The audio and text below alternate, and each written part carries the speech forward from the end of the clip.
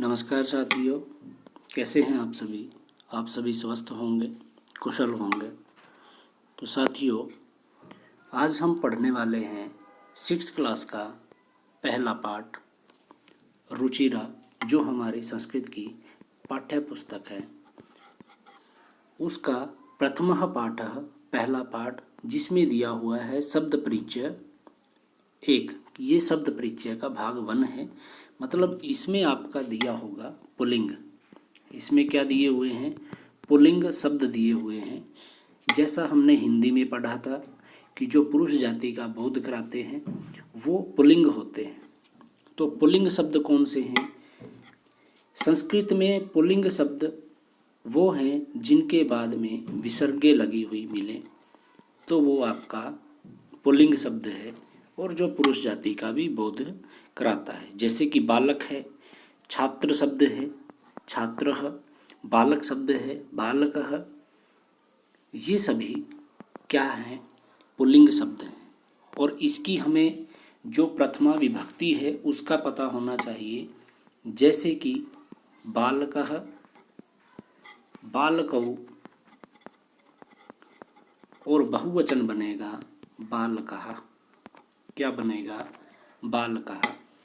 ये बालक शब्द रूप का एक वचन, ये द्विवचन है और ये आपका बहुवचन होगा।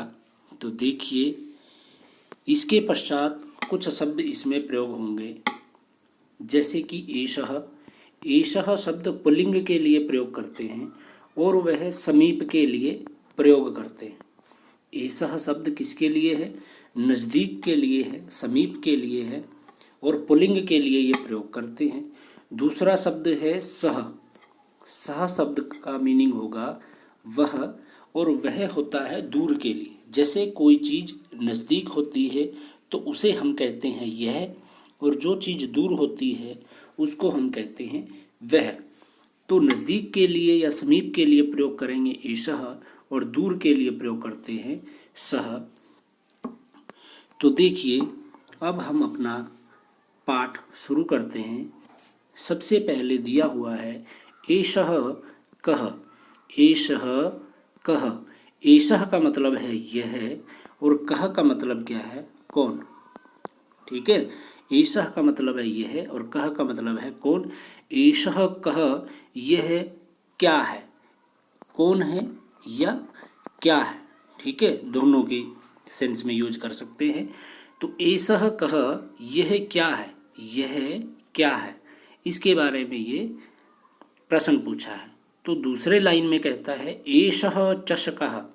एषः चषकः, यह चषकः। चषकः होता है गिलास। चषकः क्या होता है? गिलास। एषः चषकः, यह गिलास है।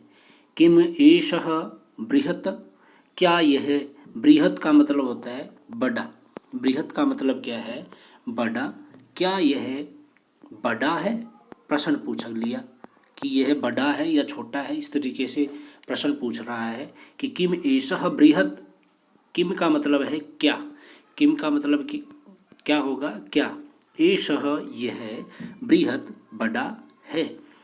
तो इसका उत्तर देते हैं अगली लाइन में न, नहीं। न का मतलब क्या है संस्कृत में? नहीं।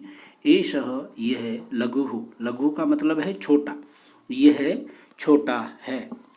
दोबारा से देखिए इसी पैराग्राफ को। सबसे पहली लाइन है एषः कः, यह क्या है। दूसरी लाइन में कहा एषः चषकः, यह गिलास है। फिर कहा किम एषः बृहत्, क्या यह बड़ा है। फिर कहा न, नहीं। एषः लघुः, यह छोटा है। तो ये हमारा पहला पैराग्राफ पूरा हुआ। इसके पश्चात है सह। अब ये है दूर के लिए। सह, कह। कह यहाँ सेंस में यूज होगा कौन, कौन की सेंस में। ठीक है, वह कौन है। सह शोचिकः। शोचिकः मतलब दर्जी। यह कौन है? दर्जी है, जो कपड़े सिलने का कार्य करता है, कपड़ा सिलाई का कार्य करता है, वह दर्जी होता है।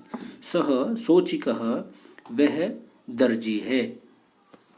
तीसरी लाइन में कहा है शोचिकः। शोचिकः का मतलब क्या है? दर्जी।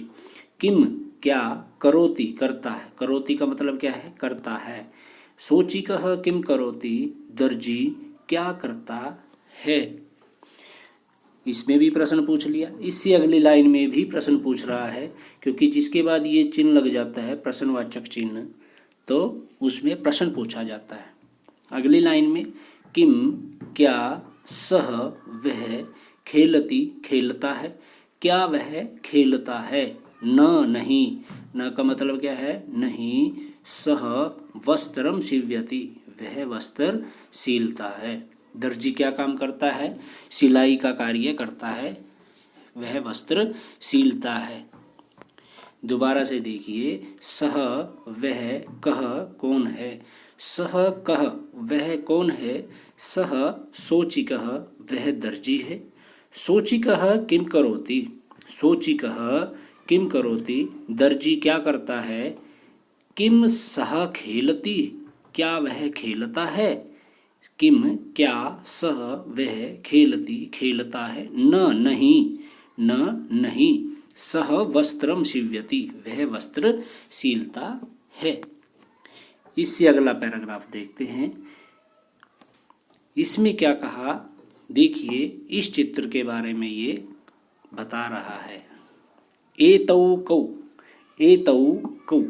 अब हमने एसह की बात की थी जिसका मतलब था यह। अब एतौ शब्द आया है, ये दो, इसका मतलब क्या होगा, ये दो। अब कह आता था पहले, कह का मतलब क्या था, कौन या क्या, तो कौ का मतलब होगा कौन दो। ठीक है, देखिए एतौ ये दो, कौ कौन है, एतौ कौ ये दोनों कौन हैं।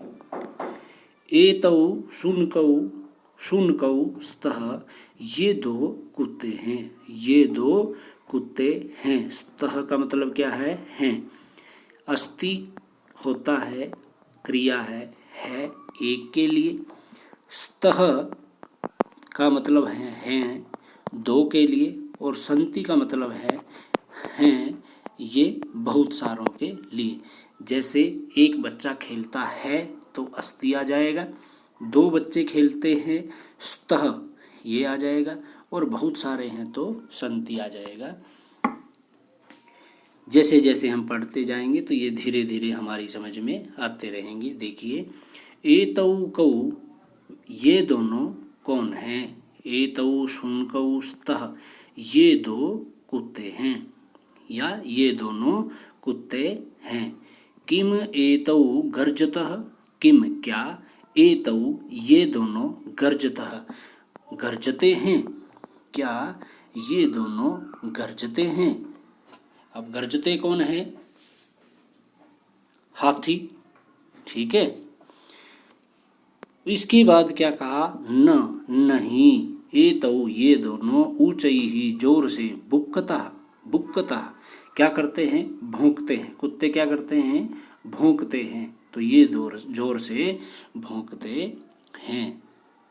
दोबारा से देखिए, एतौ कौ ये दोनों कौन हैं, एतौ शुनकौ स्तः ये दोनों कुत्ते हैं।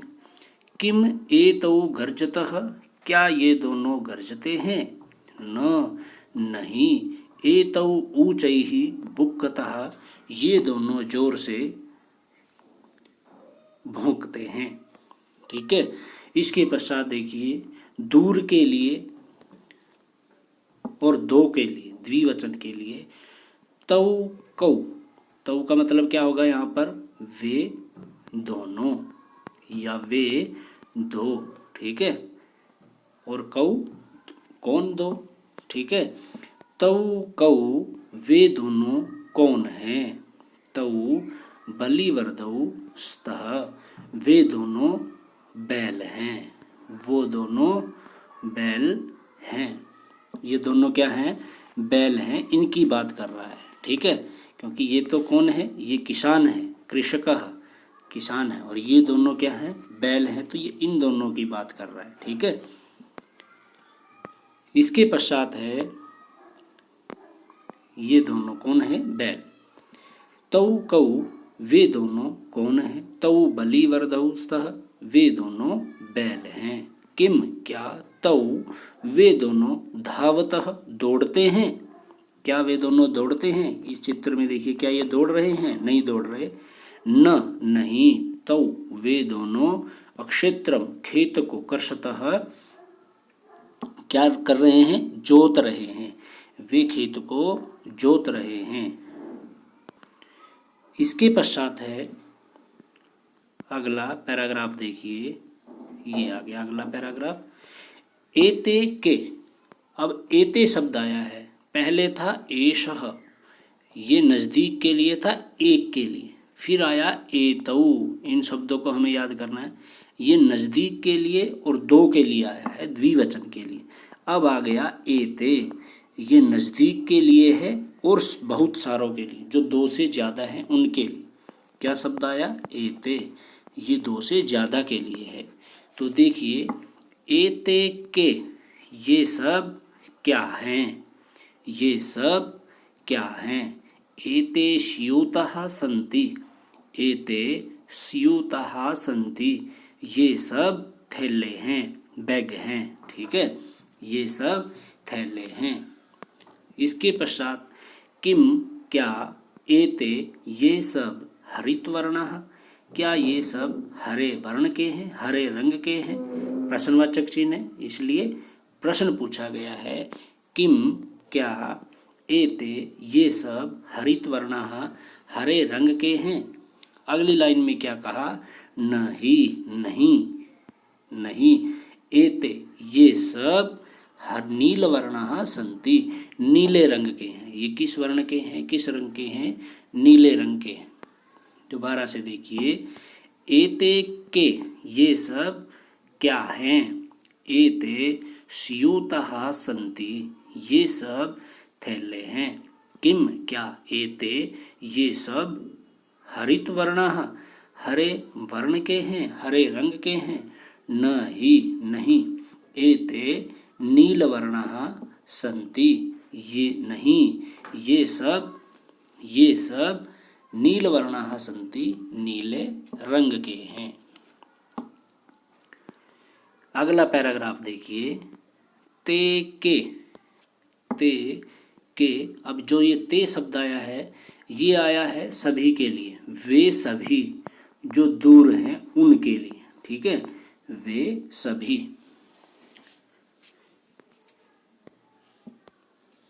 ते के वे सभी, ते के वे सभी कौन हैं? ते वे सभी के कौन हैं? ते वृद्धाः सन्ति, वे सभी बुजुर्ग हैं। ठीक है, ते के वे सभी कौन हैं? ते वृद्धाः सन्ति, ये कौन हैं? बुजुर्ग हैं, बूढ़े हैं। ठीक है, तो वे सभी बुजुर्ग हैं। किम ते गायन्ति, क्या वे सभी गायन्ति गाते हैं? किम क्या, ते वे सभी गायन्ति गाते हैं? न ही नहीं, ते हसन्ति, न ही नहीं, ते वे सभी हसन्ति हंसते हैं। वे सभी क्या कर रहे हैं? हंस रहे हैं।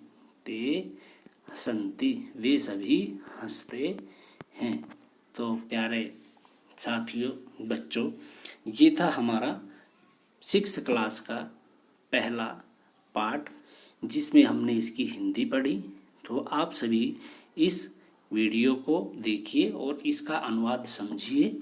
नीचे शब्दार्थ दिए हुए हैं, उनको भी आप सभी याद कीजिएगा, ताकि यह पाठ आपके लिए बिल्कुल आसान हो और संस्कृत भाषा को आप बड़ी आसानी से समझ सकें। और यह बिल्कुल आसान विषय है, संस्कृत बिल्कुल आसान सा विषय है, मुश्किल नहीं है। जितना हम इसको पढ़ेंगे उतना ही आपको यह आसान लगेगा। तो यह वीडियो आपको कैसा लगा हमें ज़रूर बताइएगा। वीडियो को लाइक, शेयर और चैनल को सब्सक्राइब ज़रूर कीजिएगा। धन्यवाद।